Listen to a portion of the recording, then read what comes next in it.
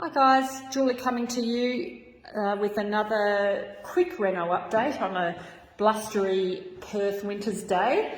So I've been in Melbourne for the past sort of 5 or 6 days, and as what always seems to happen, if I'm not here checking up on people every single day, then they suddenly have to go and do another job somewhere. So the tiling has started, which is great. It had started before I left. But when I came back, he's not really anywhere to be seen for now.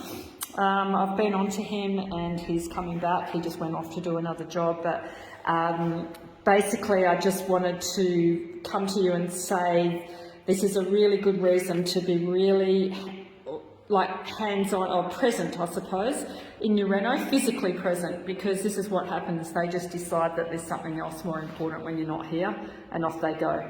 But anyway, in the meantime, the tiling is looking fantastic. We've got a gorgeous, quite neutral, almost like terrazzo-y look floor tile and a matte white wall tile.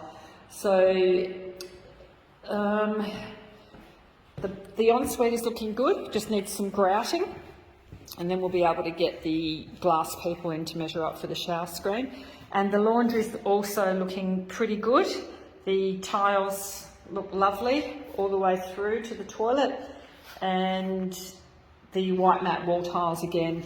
The bathroom hasn't started yet, unfortunately. I was sort of hoping to see all of this finished by the time I got back, or almost finished, but as I said, he's taken off for a few days. So, which really doesn't bother me too much, as it turns out, because we've had the delay with getting this ceiling fixed anyway, and we've had the delay with having to find a new painter. So, the bathroom tiling being delayed by a few days isn't really affecting too much at all. Anyway, that's my message for today. Be on site as much as you can, because they then decide to make their own decisions about timelines and what needs to happen. All right, I'll see you when we've got a few more updates to share. Bye.